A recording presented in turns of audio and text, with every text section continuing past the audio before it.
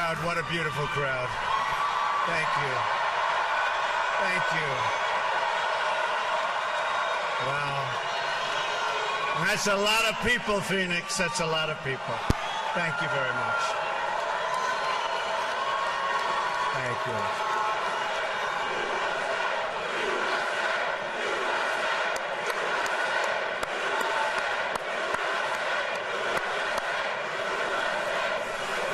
Thank you, Phoenix. I am so glad to be back in Arizona, a state that has a very, very special place in my heart. I love the people of Arizona, and together we are going to win the White House in November. Now, you know, this is where it all began for me. Remember that massive crowd also? So I said, let's go and have some fun tonight. We're going to Arizona, okay? Thank you. This will be a little bit different. This won't be a rally speech per se. Instead, I'm going to deliver a detailed policy address on one of the greatest challenges facing our country today: illegal immigration. I've just landed, having returned from a very important and special meeting with the President of Mexico, a man I like and respect very much, and a man who truly loves his country, Mexico. And by the way, just like I am a man who loves my country, the United States. We agreed on the importance of ending the illegal flow of drugs, cash, guns, and people across our border, and to put the cartels out of business. We also discussed the great contributions of Mexican-American citizens to our two countries, my love for the people of Mexico, and the leadership and friendship that we have between Mexico and the United States. It was a thoughtful and substantive conversation, and it will go on for a while, and in the end, we're all going to win. Both countries, we're all going to win. This is the first of what I expect will be many, many conversations, and in a Trump administration, we're going to go about creating a new relationship between our two countries, but it's going to be a fair relationship. We want fairness. But to fix our immigration system, we must change our leadership in Washington, and we must change it quickly. Sadly, there is no other way. The truth is, our immigration system is worse than anybody ever realized. But the facts aren't known because the media won't report on them. The politicians won't talk about them. And the special interests spend a lot of money trying to cover them up because they are making an absolute fortune. That's the way it is. Today, on a very complicated and very difficult subject, you will get the truth.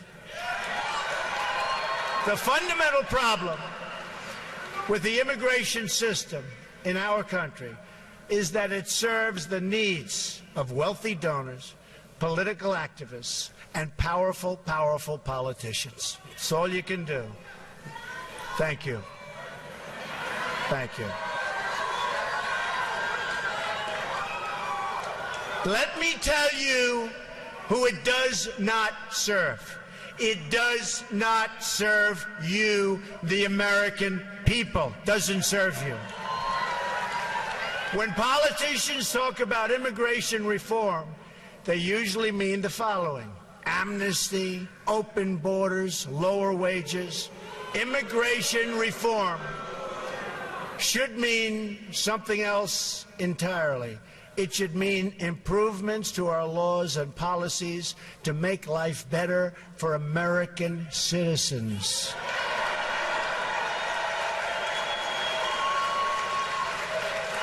Thank you.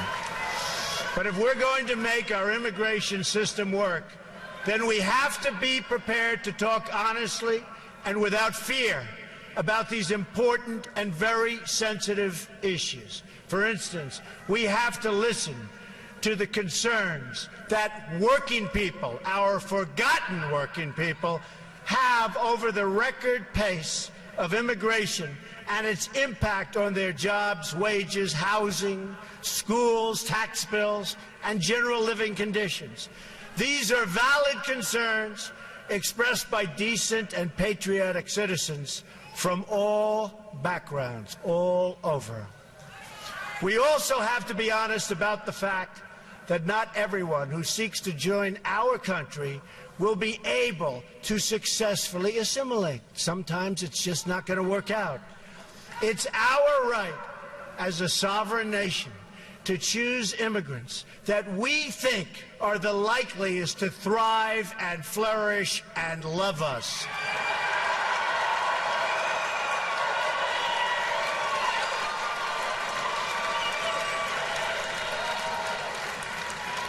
Then there is the issue of security. Countless innocent American lives have been stolen because our politicians have failed in their duty to secure our borders and enforce our laws like they have to be enforced. I have met with many of the great parents who lost their children to sanctuary cities and open borders. So many people, so many people, so sad. They will be joining me on the stage in a little while, and I look forward to introducing. These are amazing, amazing people. Countless Americans who have died in recent years would be alive today if not for the open border policies of this administration and the administration that causes this horrible, horrible thought process. It's called Hillary Clinton.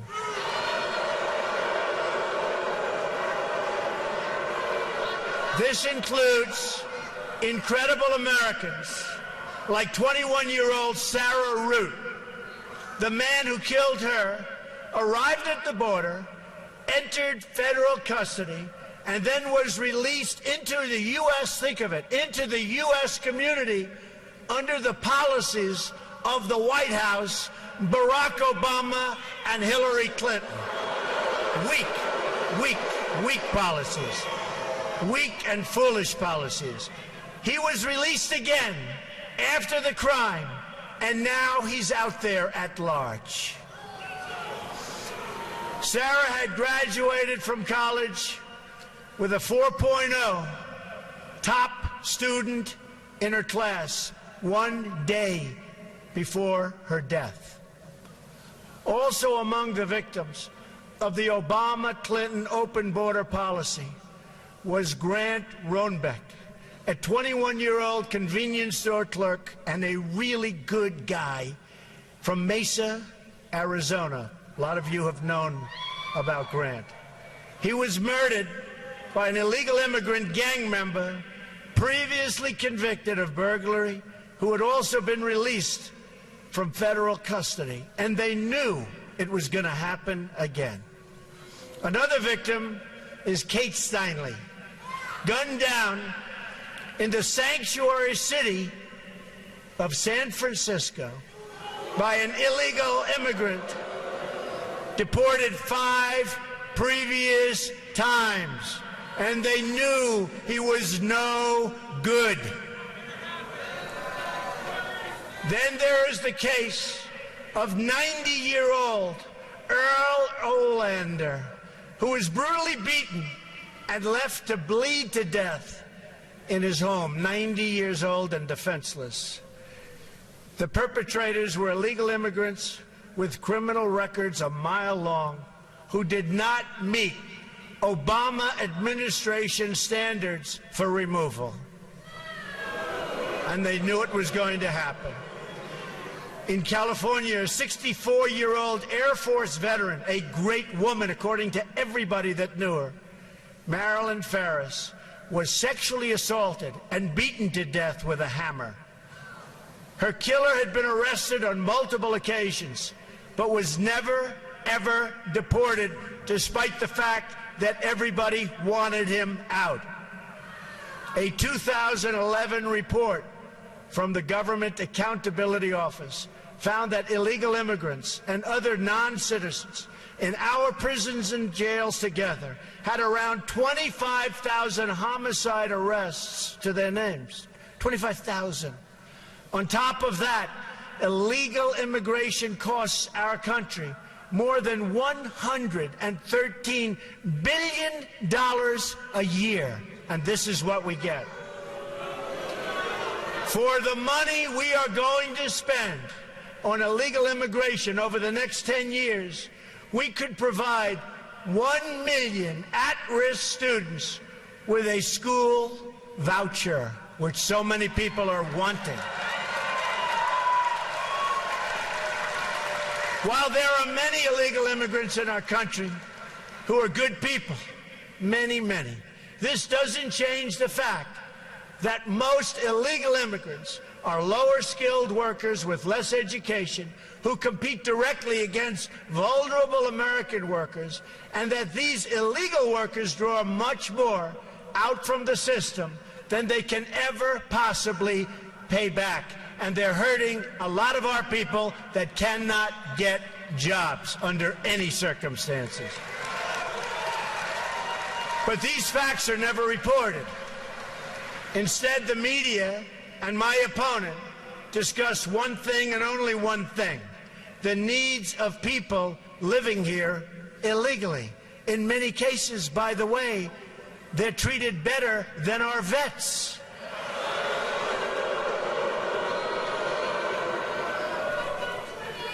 Not going to happen anymore, folks. November 8th. Not going to happen anymore.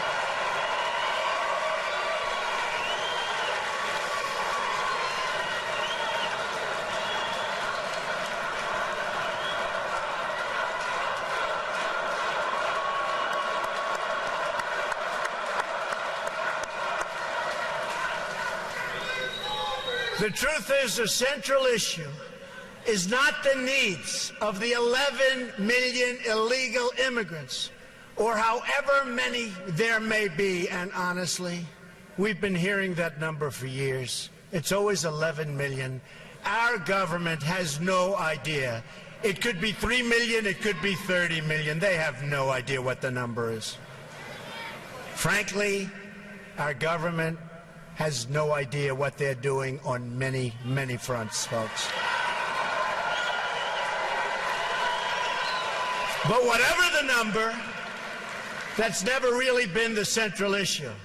It will never be a central issue. It doesn't matter from that standpoint. Anyone who tells you that the core issue is the needs of those living here illegally has simply spent too much time in Washington.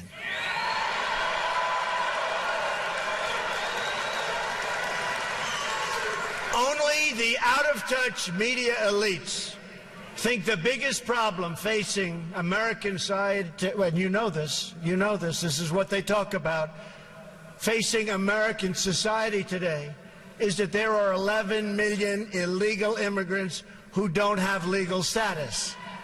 And they also think the biggest thing, and you know this, is not nuclear, it's not ISIS, it's not Russia, it's not China, it's global warming.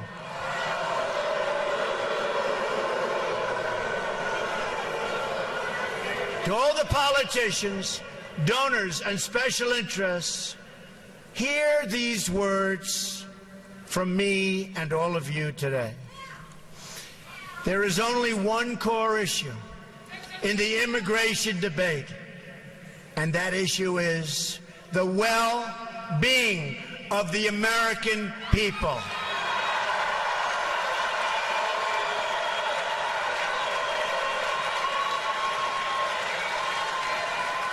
Nothing even comes a close second.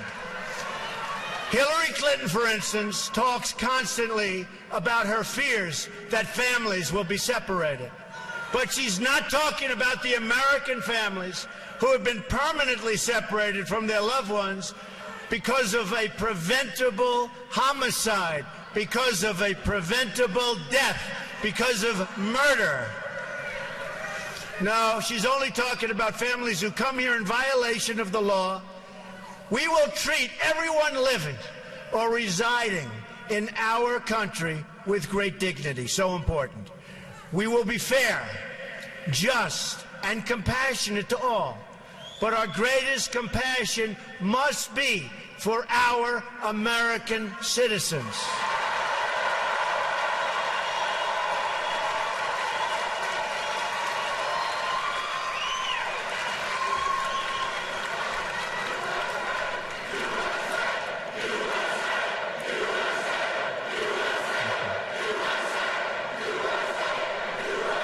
Thank you. President Obama and Hillary Clinton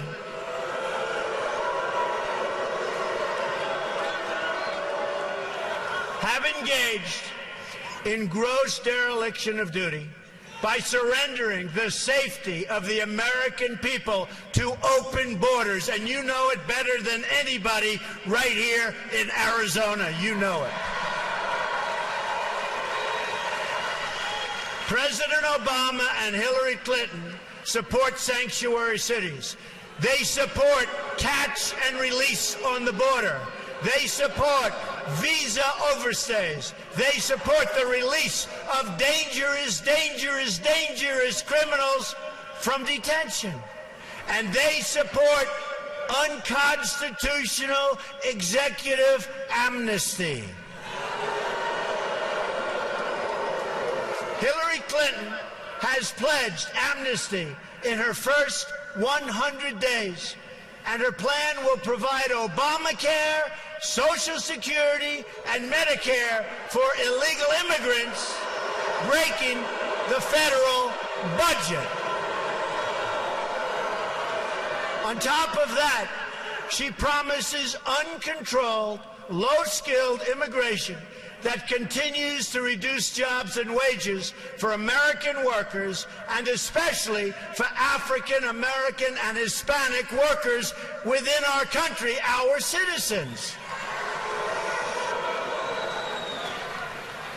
Most incredibly, because to me this is unbelievable, we have no idea who these people are, where they come from.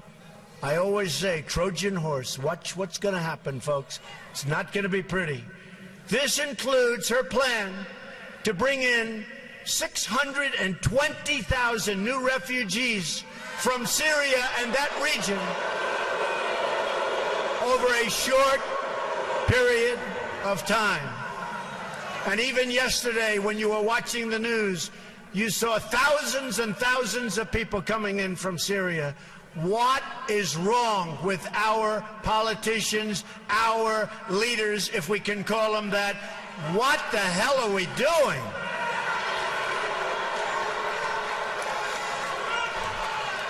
Hard to believe, hard to believe. Now that you've heard about Hillary Clinton's plan, about which she has not answered a single question, let me tell you about my plan. And you notice all the time, for weeks and weeks, they're debating my plan, debating it, talking about it. What about this? What about that?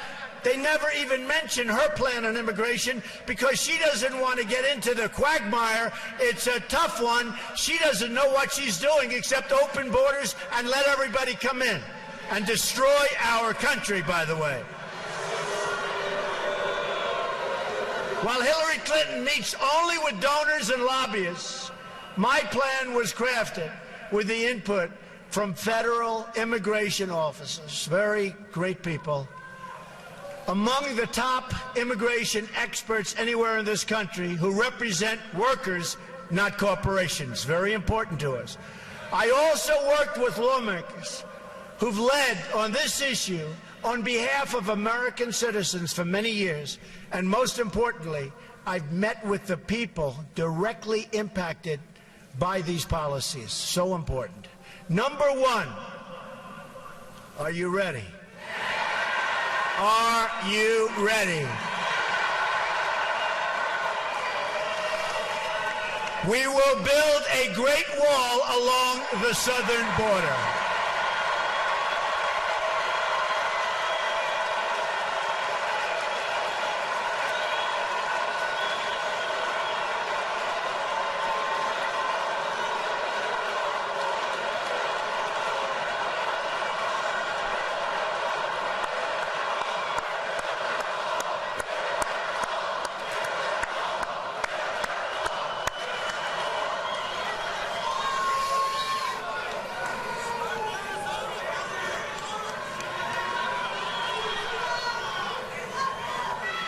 And Mexico will pay for the wall.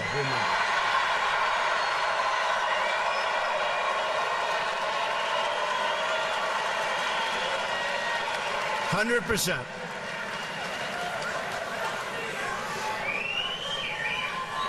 They don't know it yet, but they're going to pay for the wall. And they're great people and great leaders, but they're going to pay for the wall. On day one, we will begin working on an impenetrable, physical, tall, powerful, beautiful southern border wall.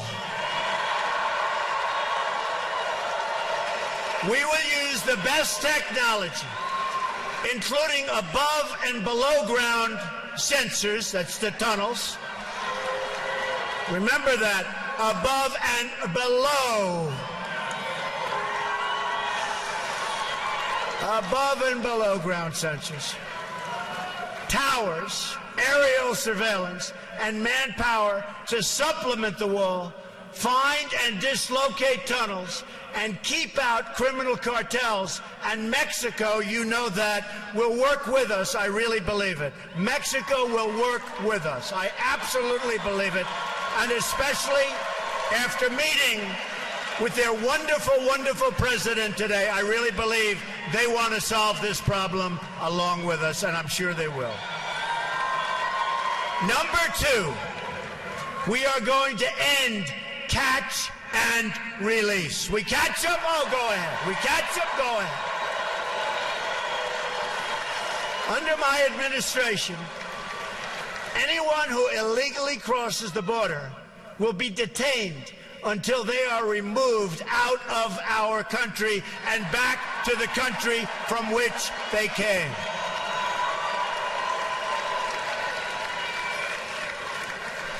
And they'll be brought great distances. We're not dropping them right across. They learned that. President Eisenhower, they'd drop them across, right across, and they'd come back and across. Then when they flew them to a long distance, all of a sudden that was the end. We will take them great distances, but we will take them to the country where they came from, okay? Number three, this is the one I think it's so great. It's hard to believe, people don't even talk about it. Zero tolerance for criminal aliens. Zero.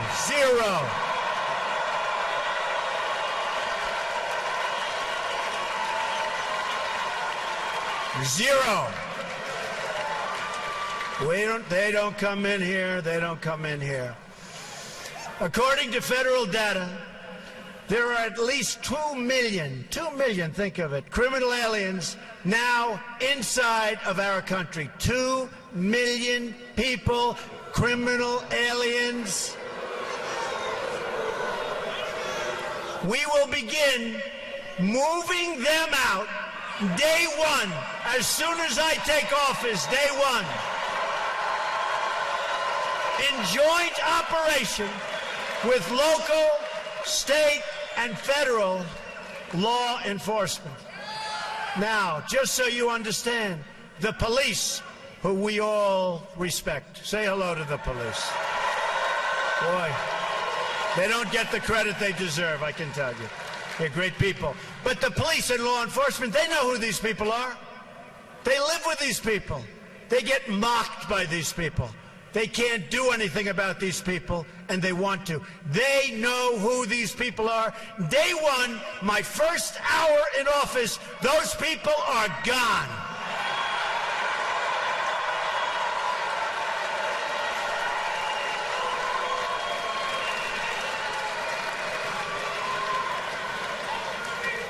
And you can call it deported if you want. The press doesn't like that term. You can call it whatever the hell you want. They're gone.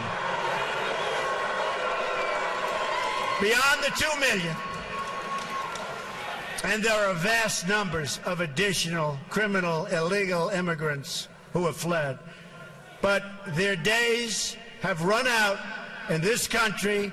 The crime will stop. They're going to be gone. It will be over. They're going out fast. Moving forward, we will issue detainers for illegal immigrants who are arrested for any crime whatsoever, and they will be placed into immediate removal proceedings if we even have to do that.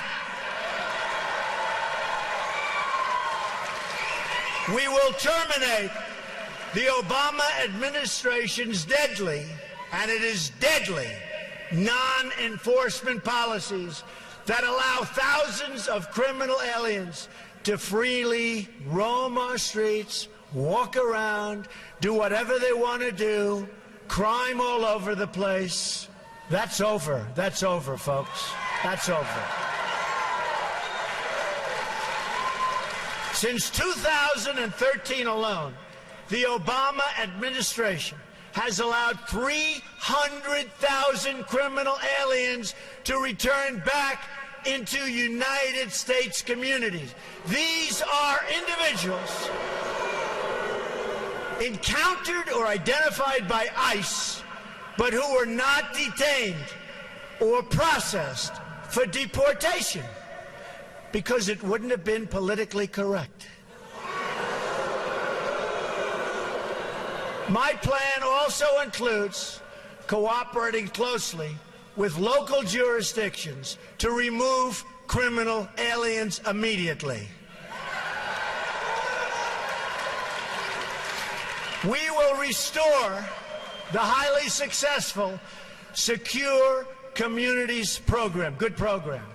We will expand and revitalize the popular 287G partnerships, which will help to identify hundreds of thousands of deportable aliens in local jails that we don't even know about.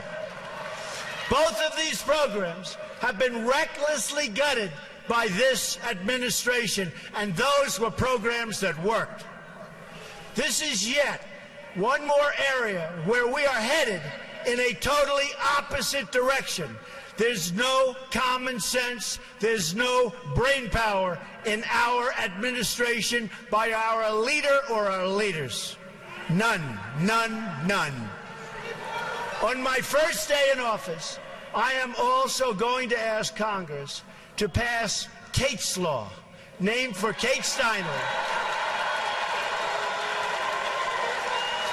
to ensure that criminal aliens convicted of illegal reentry receive strong, mandatory minimum sentences. Strong. And then we get them out. Another reform I'm proposing is the passage of legislation named for Detective Michael Davis and Deputy Sheriff Danny Oliver, two law enforcement officers recently killed by a previously deported illegal immigrant. The Davis-Oliver bill will enhance cooperation with state and local authorities to ensure that criminal immigrants and terrorists are swiftly, really swiftly, identified and removed. And they will go fast. Believe me, they're going to go fast. We are going to triple the number of ICE deportation officers. Within ICE, I am going to create a new special deportation task force focused on identifying and quickly removing the most dangerous criminal illegal immigrants in America who have evaded justice, just like Hillary Clinton has evaded justice, okay?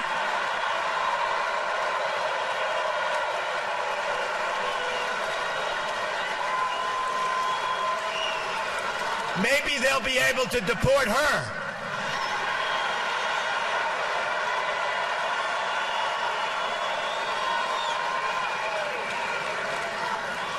The local police, who know every one of these criminals, and they know each and every one by name, by crime, where they live, they will work so fast, and our local police will be so happy that they don't have to be abused by these thugs anymore.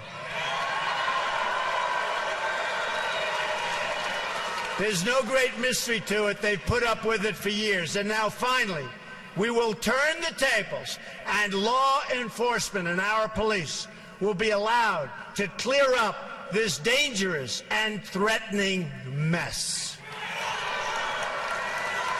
We're also going to hire 5,000 more Border Patrol agents.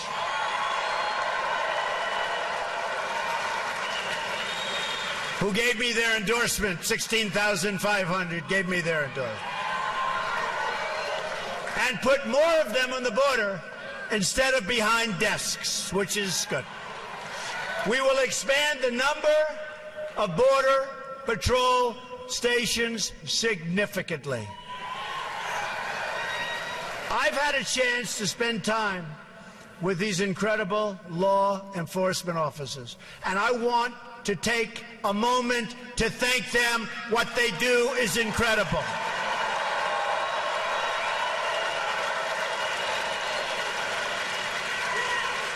And getting their endorsement means so much to me. More to me, really, than I can say. Means so much.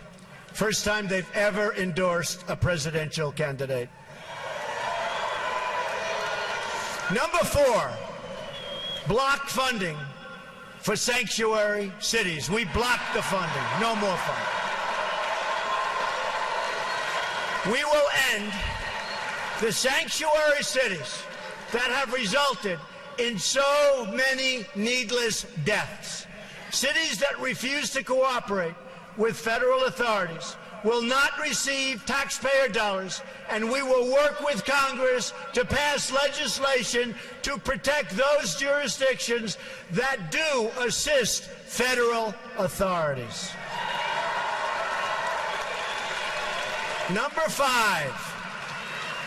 Cancel unconstitutional executive orders and enforce all immigration laws. We will immediately terminate President Obama's 2 illegal executive amnesties in which he defied federal law and the Constitution to give amnesty to approximately 5 million illegal immigrants. 5 million. And how about all of the millions that are waiting online, going through the process legally? So unfair.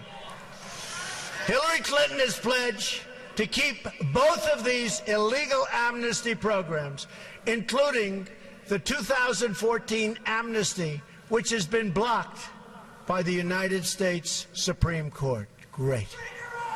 Clinton has also pledged to add a 3rd executive amnesty. And by the way, folks, she will be a disaster for our country, a disaster. In so many other ways. And don't forget the Supreme Court of the United States. Don't forget that when you go to vote on November 8th. And don't forget your Second Amendment. And don't forget the repeal and replacement of Obamacare.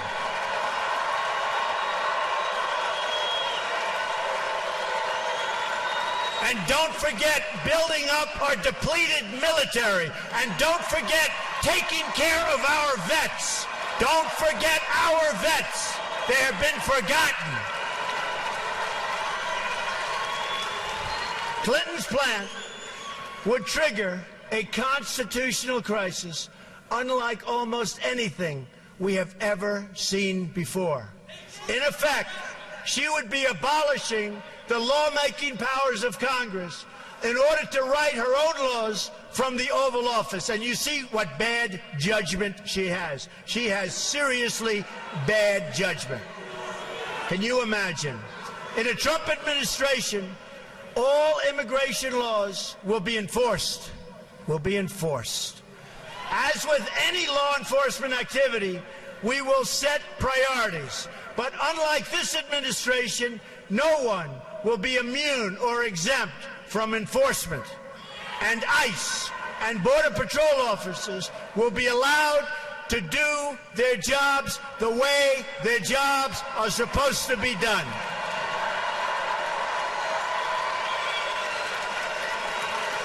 Anyone who has entered the United States illegally is subject to deportation. That is what it means to have laws and to have a country. Otherwise, we don't have a country. Our enforcement priorities will include removing criminals, gang members, security threats, visa overstays, public charges, that is, those relying on public welfare or straining the safety net, along with millions of recent illegal arrivals and overstays who've come here under this current corrupt administration.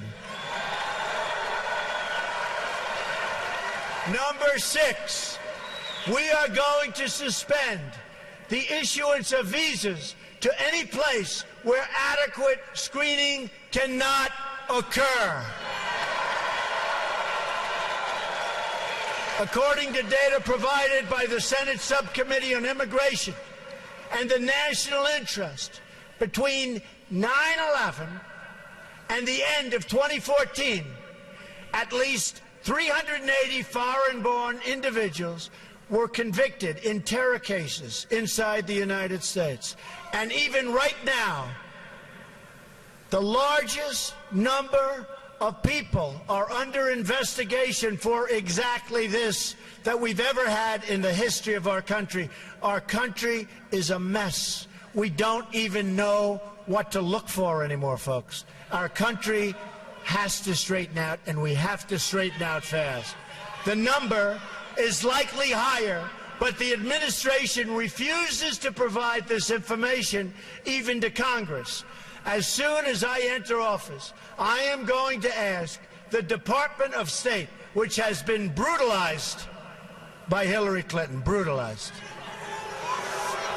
Homeland Security, and the Department of Justice to begin a comprehensive review of these cases in order to develop a list of regions and countries from which immigration must be suspended until proven and effective vetting mechanisms can be put in place. I call it extreme vetting, right?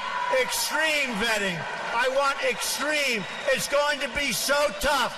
And if somebody comes in, that's fine, but they're going to be good. It's extreme. And if people don't like it, we got to have a country, folks. Got to have a country. Countries from which immigration will be suspended would include places like Syria and Libya. And we are going to stop the tens of thousands of people coming in from Syria. We have no idea who they are, where they come from. There's no documentation. There's no paperwork. It's going to end badly, folks. It's going to end very, very badly. For the price of resettling one refugee in the United States, 12 could be resettled in a safe zone in their home region, which I agree with 100%. We have to build safe zones, and we'll get the money from the Gulf states. We don't want to put up the money. We owe almost $20 trillion. Double since Obama took office, our national debt. But we will get the money from Gulf states and others. We'll supervise it. We'll build safe zones, which is something that I think all of us want to see.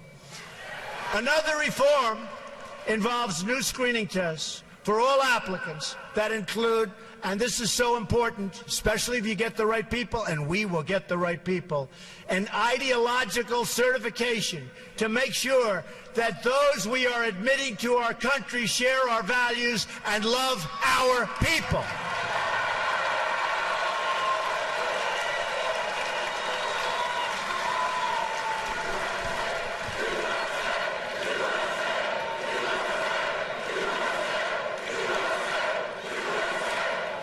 Thank you.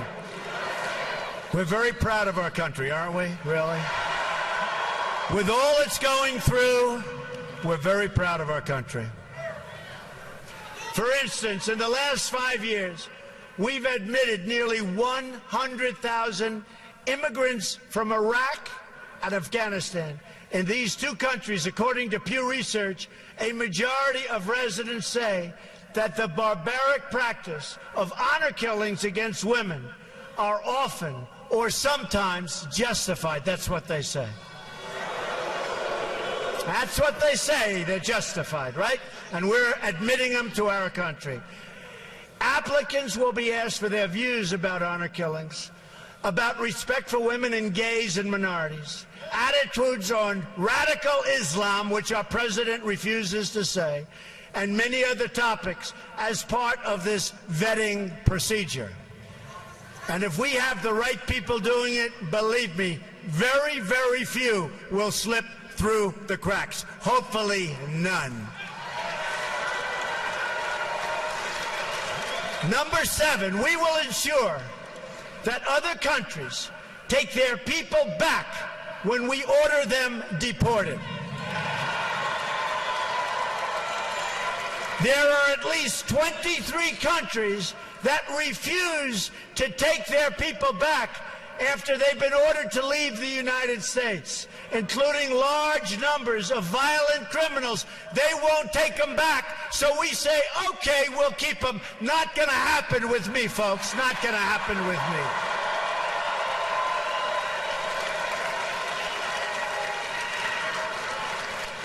Due to a Supreme Court decision, if these violent offenders cannot be sent home, our law enforcement officers have to release them into your communities.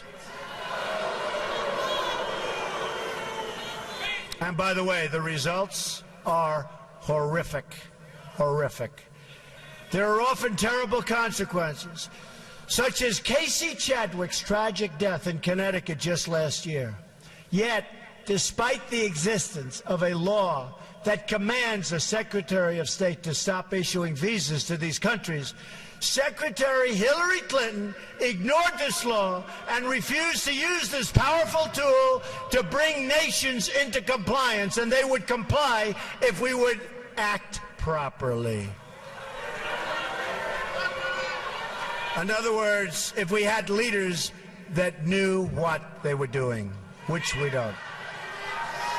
The result of her misconduct was the release of thousands and thousands of dangerous criminal aliens who should have been sent home to their countries. Instead, we have them all over the place. Probably a couple in this room, as a matter of fact. But I hope not. According to a report from the Boston Globe, from the year 2008 through 2014, nearly 13,000 criminal aliens were released back into U.S. communities because their home countries would not, under any circumstances, take them back. Hard to believe. With the power we have, hard to believe. We're like the big bully that keeps getting beat up. Do you ever see that? The big bully that keeps getting beat up. These 13,000 releases occurred on Hillary Clinton's watch. She had the power and the duty to stop it cold, and she decided she would not do it. And Arizona knows better than most exactly what I'm talking about. Those released include individuals convicted of killings, sexual assaults, and some of the most heinous crimes imaginable. The Boston Globe writes that a Globe review of 323 criminals released in New England from 2008 to 2012 found that as many as 30% committed new offenses, including rape, attempted murder, and child molestation. We take them. We take them. Number 8, we will finally complete the biometric entry-exit visa tracking system, which we need desperately. For years, Congress has required biometric entry-exit visa tracking systems, but it has never been completed. The politicians are all talk, no action, never happens, never happens. Hillary Clinton, all talk. Unfortunately, when there is action, it's always the wrong decision. Do you ever notice? In my administration, we will ensure that this system is in place.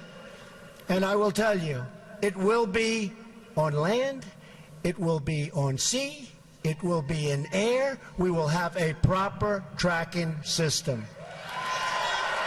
Approximately half of new illegal immigrants came on temporary visas and then never, ever left. Why should they? Nobody's telling them to leave. Stay as long as you want. We'll take care of you.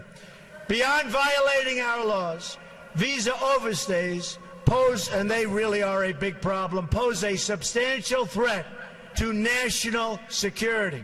The 9/11 Commission said that this tracking system should be a high priority and would have assisted law enforcement and intelligence officials in August and September 2001 in conducting a search for 2 of the 9/11 hijackers that were in the United States on expired visas. And you know what that would have meant. What that could have meant. Wouldn't that have been wonderful, right? What that could have meant. Last year alone, nearly 500,000 individuals overstayed their temporary visas. Removing visa overstays will be a top priority of my administration. If people around the world believe they can just come on a temporary visa and never, ever leave, the Obama-Clinton policy, that's what it is, then we have a completely open border and we no longer have a country. We must send a message that visa expiration dates will be strongly enforced. Number 9, we will turn off the jobs and benefits magnet.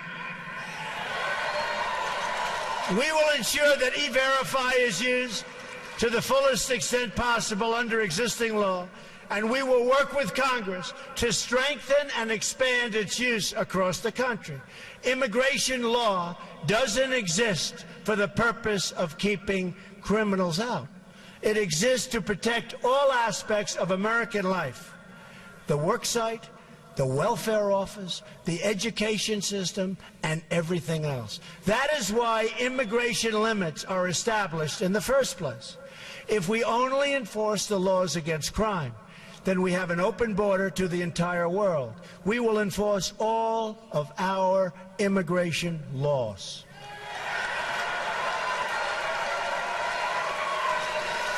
And the same goes for government benefits. The Center for Immigration Studies estimates that 62% of households headed by illegal immigrants use some form of cash or non-cash welfare programs like food stamps or housing assistance.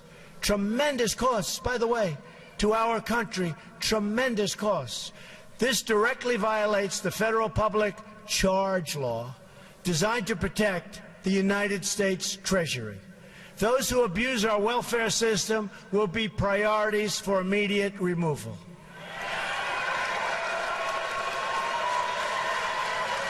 Number 10, we will reform legal immigration to serve the best interests of America and its workers, the forgotten people, workers. We're going to take care of our workers. And by the way,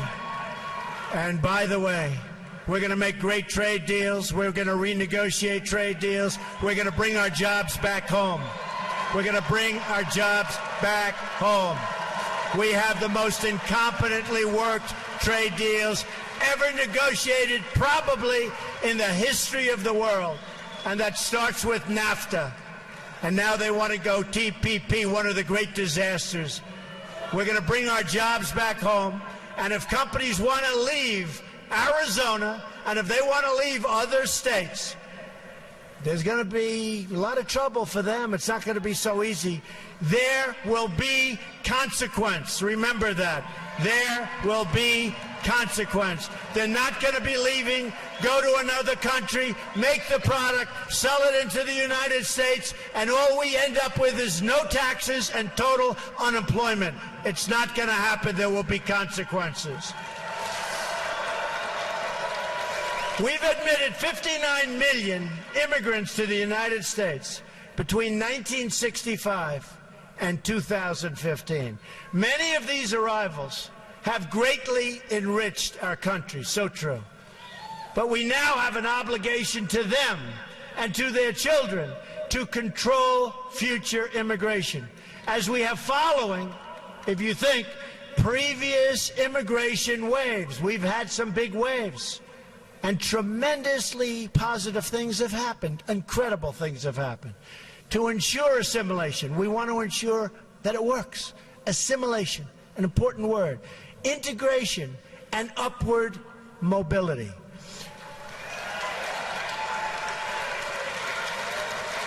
Within just a few years, immigration as a share of national population is set to break all historical records. The time has come for a new immigration commission to develop a new set of reforms to our legal immigration system in order to achieve the following goals: to keep immigration levels measured by population share within historical norms, to select immigrants based on their likelihood of success in U.S. society and their ability to be financially self-sufficient.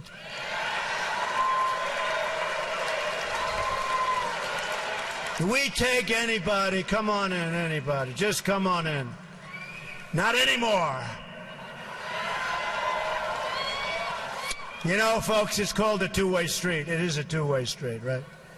We need a system that serves our needs, not the needs of others. Remember, under a Trump administration, it's called America First. Remember that.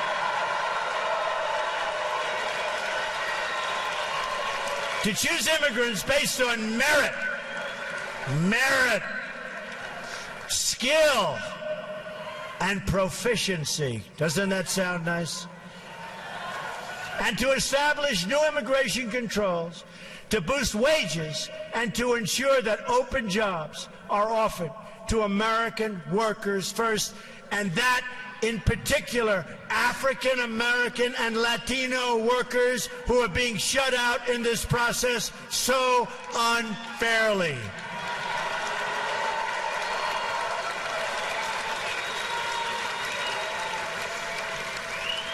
And Hillary Clinton is going to do nothing for the African American worker, the Latino worker. She's going to do nothing.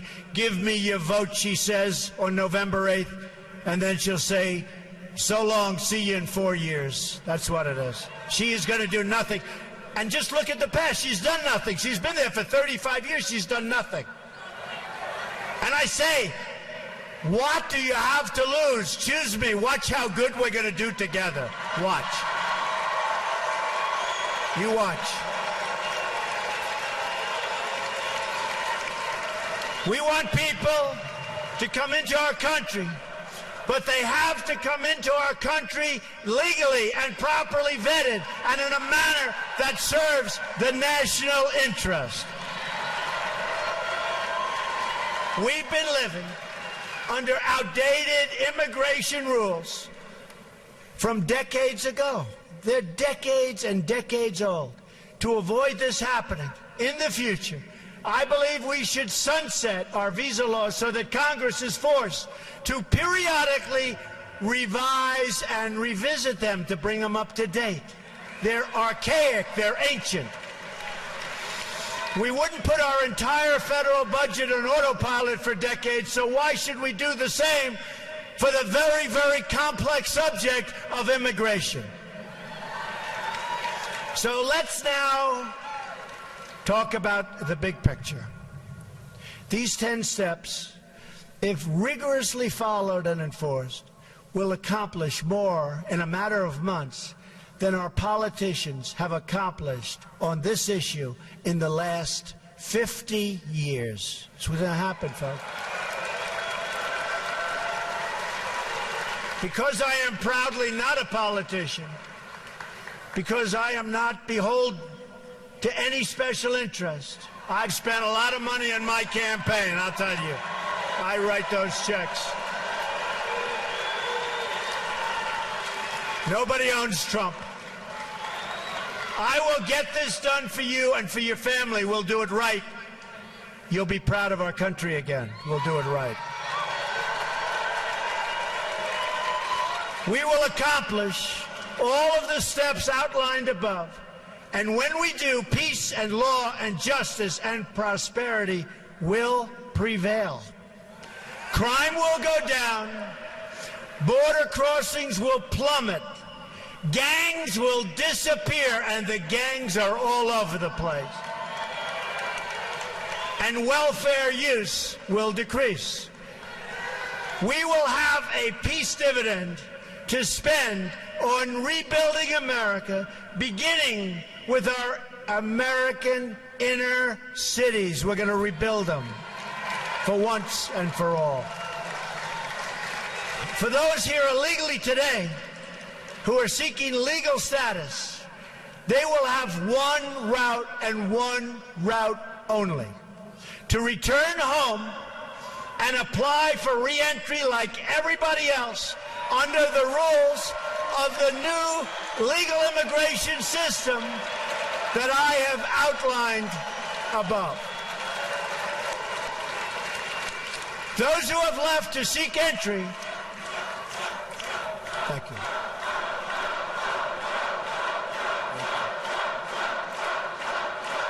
Thank you.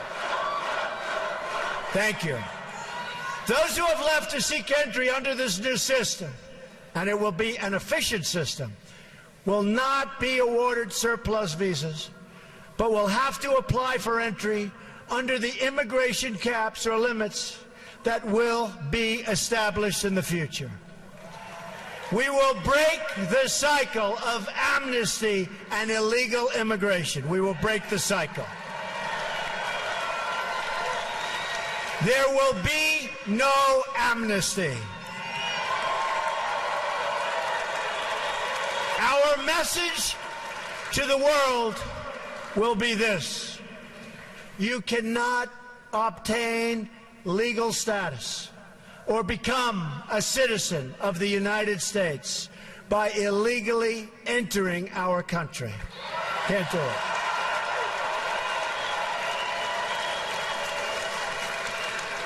This declaration alone will help stop the crisis of illegal crossings and illegal overstays, very importantly. People will know that you can't just smuggle in, hunker down, and wait to be legalized. Not going to work that way. Those days are over.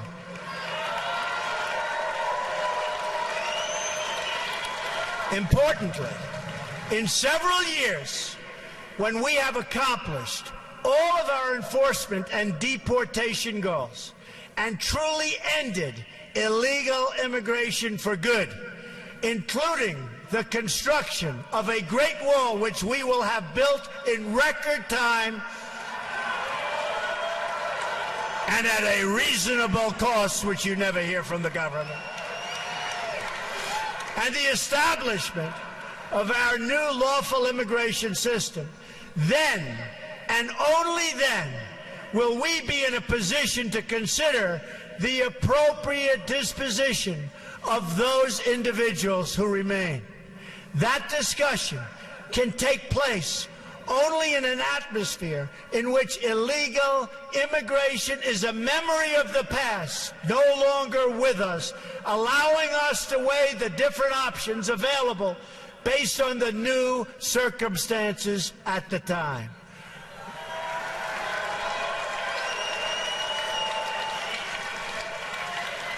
Right now, however, we are in the middle of a jobs crisis, a border crisis, and a terrorism crisis like never before. All energies of the federal government and the legislative process must now be focused on immigration security.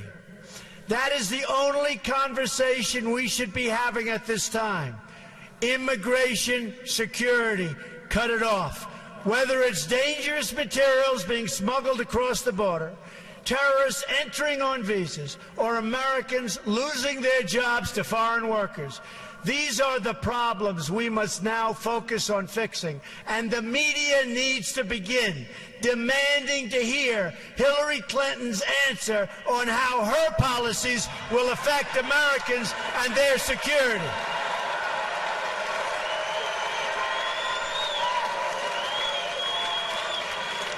These are matters of life and death for our country and its people, and we deserve answers from Hillary Clinton. And you notice she doesn't answer. She didn't go to Louisiana. She didn't go to Mexico. She was invited. She doesn't have the strength or the stamina to make America great again, believe me.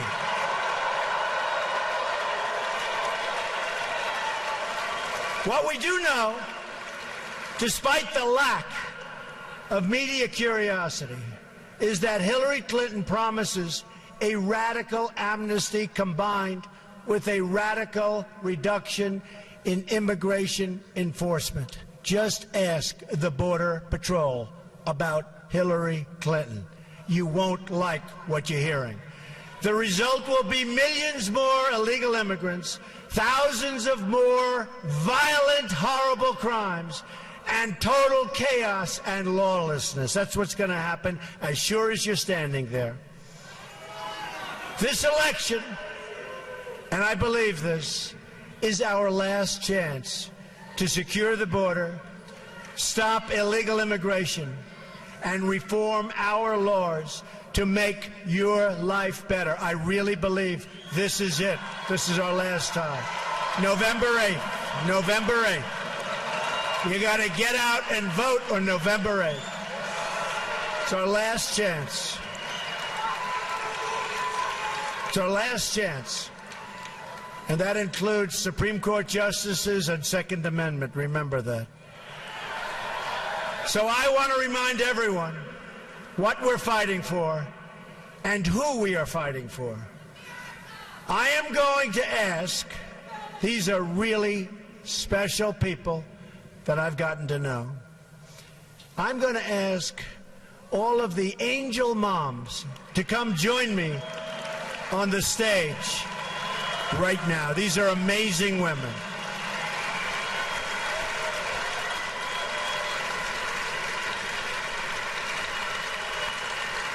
These are amazing people.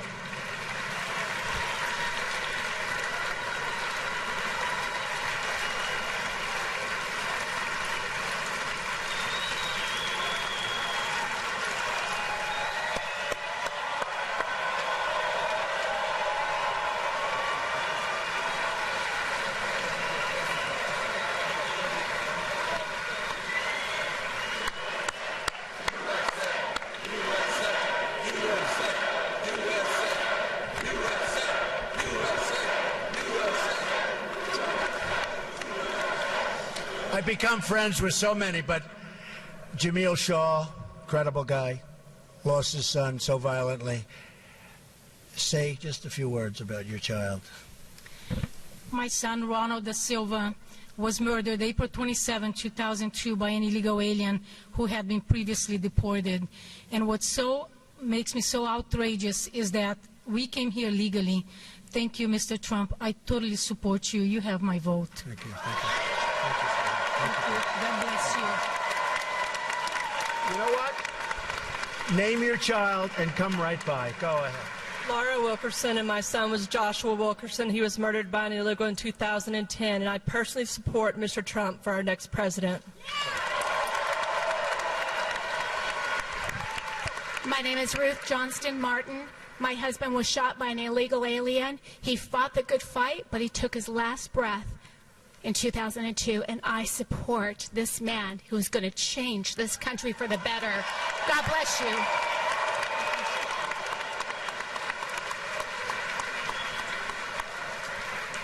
My name is Maureen Maloney, and our son Matthew Denise was 23 years old when he was dragged a quarter of a mile to his death by an illegal alien, while horrified witnesses were banging on the truck trying to stop him.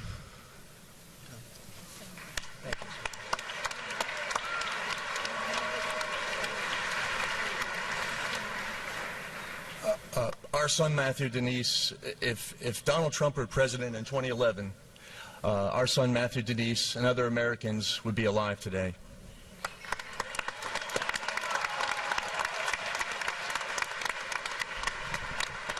Thank you. My name is Kathy Woods. My son Steve, a high school senior, 17 years old, went to the beach after a high school football game. The local gang came along, 9 members. The cars were battered to like about war in Beirut, and all I can say is they murdered him, and if Mr. Trump had been in office then, the border would have been secure and our children would not be dead today.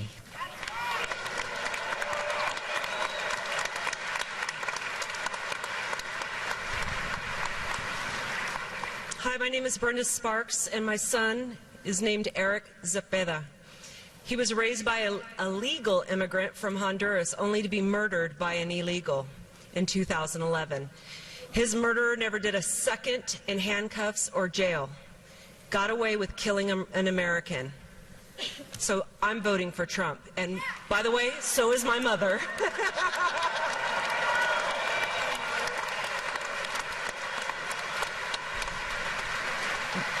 My name is Dee Engle. My cousin Rebecca Ann Johnston, known as Becky, was murdered on January the 1st, 1989 in North Little Rock, Arkansas. Thank you. And if you don't vote Trump, we won't have a country. Trump all the way.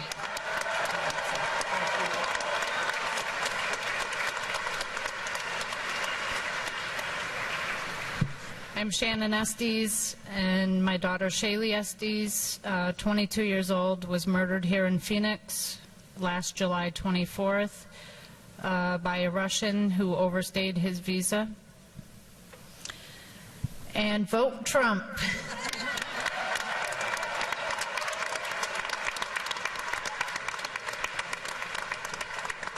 I'm Mary Ann Mendoza, the mother of Sergeant Brandon Mendoza, who was killed in a violent head-on collision May 12, 2014 in Mesa. Thank you. And I want to thank Phoenix for the support you've always given me. And I want to tell you what, I'm supporting the man who is the only man who's going to save our country and what we are going to be leaving our children.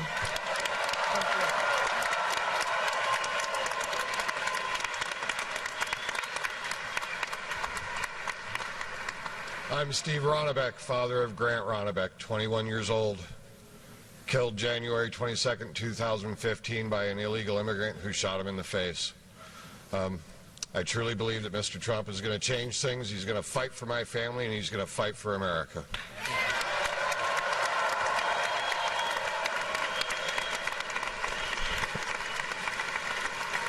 These are amazing people. And I'm not asking for their endorsement, believe me that. I just think I've gotten to know so many of them and many more from our group. But they are incredible people, and what they're going through is incredible, and there's just no reason for it. So let's give them a really tremendous hand.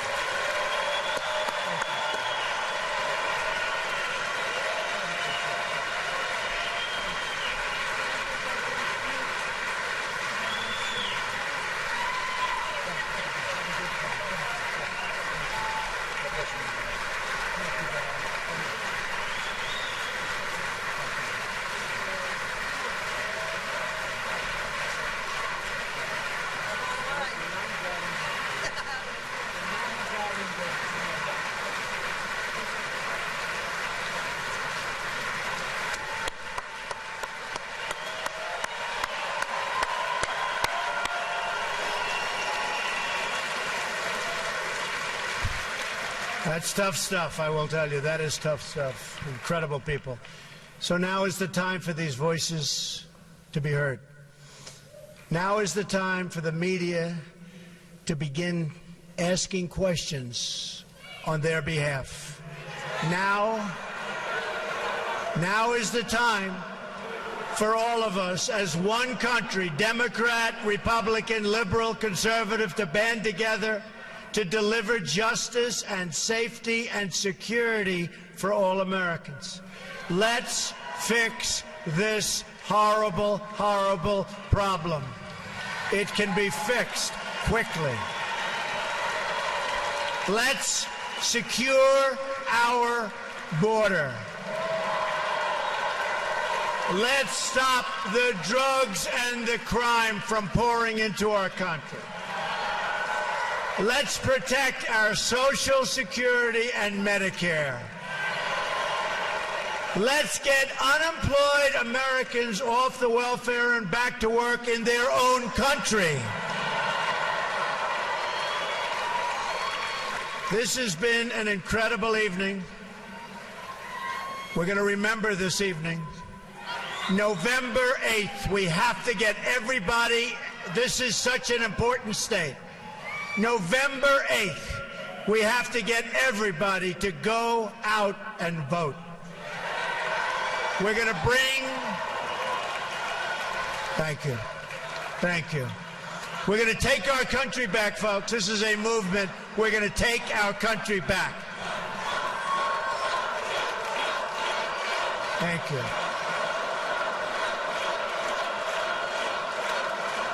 Thank you. This is an incredible movement. The world is talking about it. The world is talking about it. And by the way, if you haven't been looking at what's been happening at the polls over the last 3 or 4 days, I think you should start looking. You should start looking.